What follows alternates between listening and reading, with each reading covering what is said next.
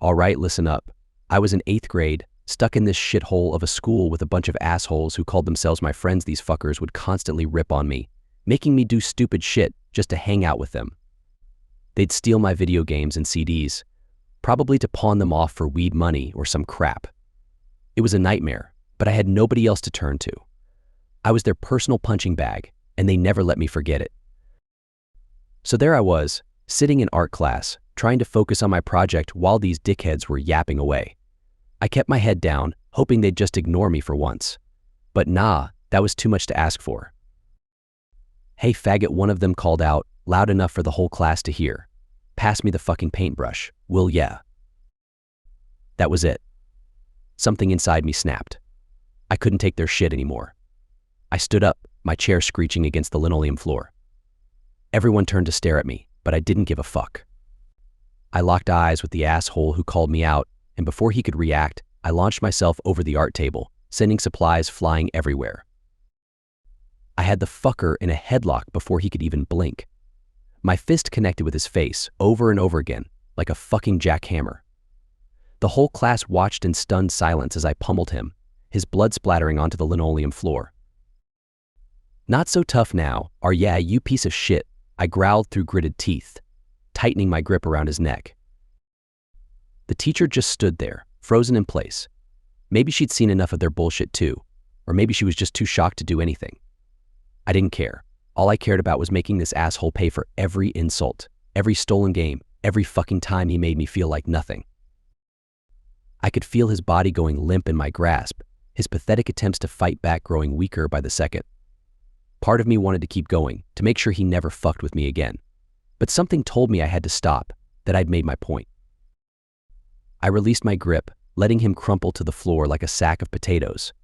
His face was a bloody mess, a gash on his eyebrow pouring crimson down his cheek. He looked up at me, eyes wide with fear and shock, like he couldn't believe what just happened. "Fuck you," I spat, my chest heaving with adrenaline. "Don't ever fuck with me again." And with that, the little bitch scrambled to his feet and bolted out of the art room, leaving a trail of blood in his wake. I stood there for a moment, my knuckles throbbing, the room spinning around me. I could hear the whispers, feel the stares boring into my back. But I didn't give a shit. I was done being their punching bag. "Get back here, motherfucker," I yelled, my voice echoing through the hallways as I tore after him. "You think you can run away from me? Fuck you, pussy." I chased him up the stairs, my feet pounding against the steps, my heart hammering in my chest. I could hear him whimpering like a little girl, his breath coming in ragged gasps as he tried to escape. But there was no escape, not from me, not anymore. We burst through the doors of the second floor, startling a group of students who were milling around by the lockers.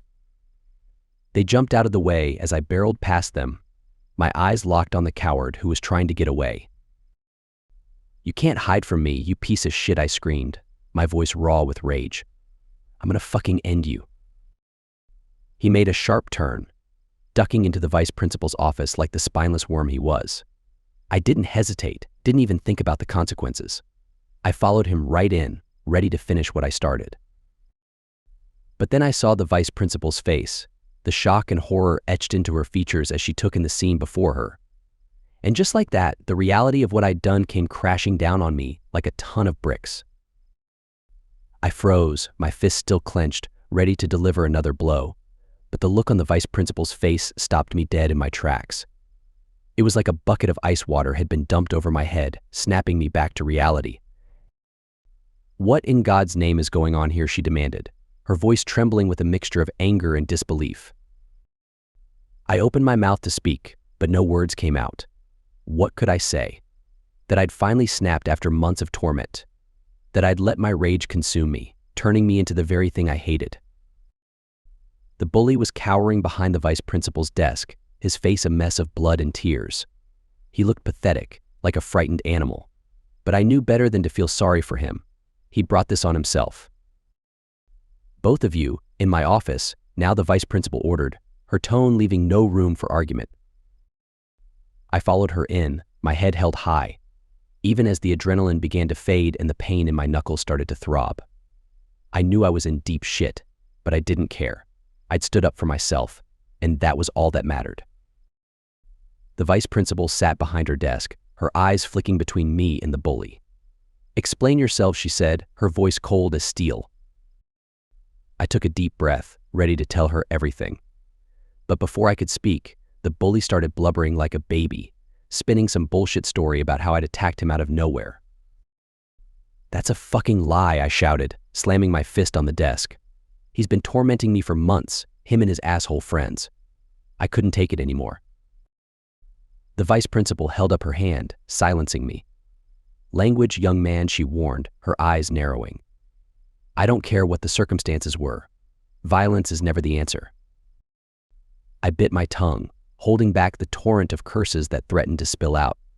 She had no idea what I'd been through, the hell I'd endured at the hands of these fuckers. But I knew arguing would only make things worse.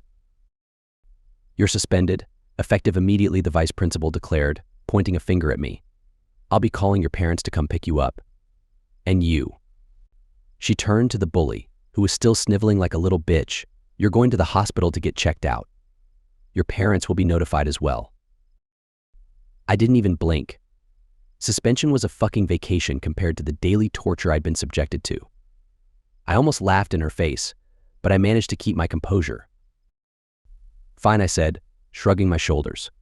"Can I go now?" The vice principal looked at me like I'd grown a second head. "No, you may not. You'll wait here until your parents arrive. And I expect a written apology to your classmate for your actions." I nearly choked on my own spit. An apology? To that piece of shit? Not fucking likely. But I knew better than to argue. I'd already won in my own way. The bully was escorted out of the office by the school nurse, still blubbering and holding his bloody face. I watched him go, a smirk tugging at the corner of my mouth. He wouldn't be messing with me anymore. That was for damn sure. I sat in the vice principal's office for what felt like hours, staring at the walls and picking at the scabs on my knuckles. I could hear the whispers and murmurs from outside, the news of my epic beatdown spreading like wildfire. I was a fucking legend now, and everyone knew it. When my parents finally showed up, they looked like they'd aged 10 years. My mom was crying, my dad's face was a mask of disappointment and anger. But I didn't care. I'd done what I had to do, and I'd do it again in a heartbeat. As I rode home in the back of my parents' car, the gravity of the situation started to sink in. I was in deep shit, no doubt about it. But I couldn't bring myself to feel any remorse. That fucker had it coming, and I'd given him exactly what he deserved. My dad was silent, his knuckles white as he gripped the steering wheel. My mom kept shooting me concerned glances in the rearview mirror, her eyes red and puffy from crying.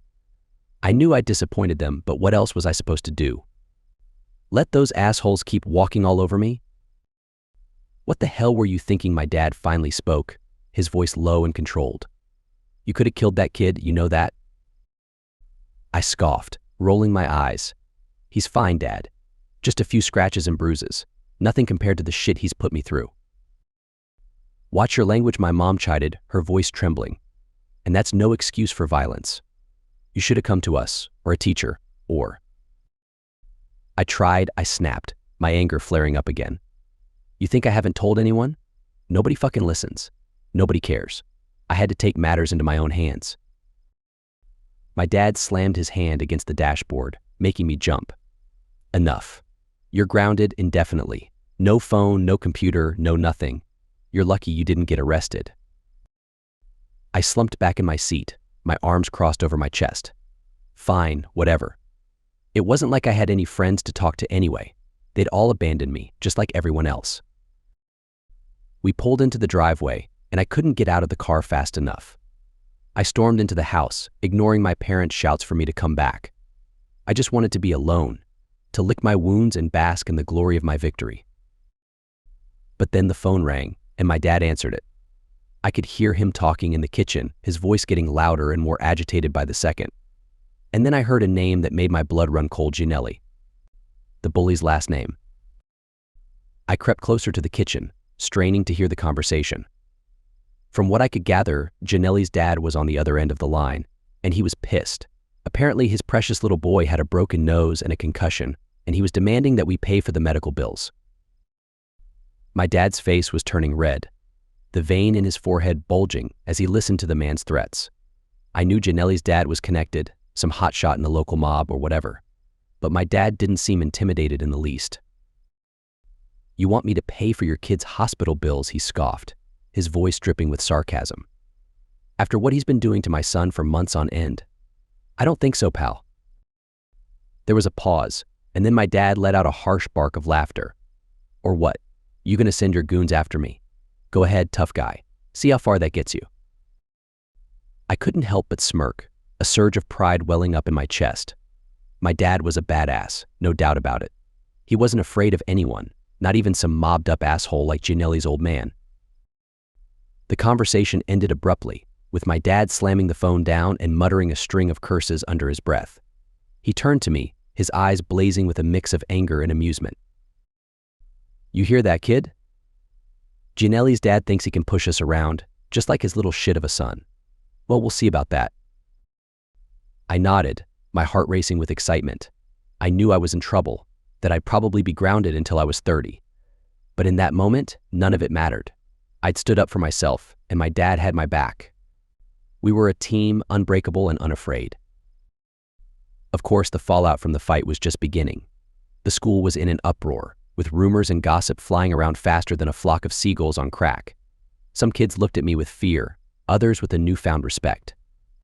But one thing was for sure: nobody was fucking with me anymore. As the days turned into weeks, the dust slowly began to settle. Janelle never came back to school, and rumor had it that his family had packed up and moved away in the middle of the night. Good riddance, I thought. One less asshole to deal with. My suspension dragged on, but I didn't mind. It was a welcome break from the daily grind of school, even if I was stuck at home with nothing to do but stare at the walls. My parents were still pissed, but they'd cooled off a bit since the initial blow-up. They knew I'd been through hell, even if they didn't approve of how I'd handled it. Still, I couldn't shake the feeling that something had changed, that I'd crossed some invisible line that day in the art room. It wasn't just about standing up to Gianelli and his cronies, as satisfying as that had been. No, it was something deeper, something that had been bubbling up inside me for years. I started to see the world differently, to question the bullshit that everyone else seemed to accept without a second thought.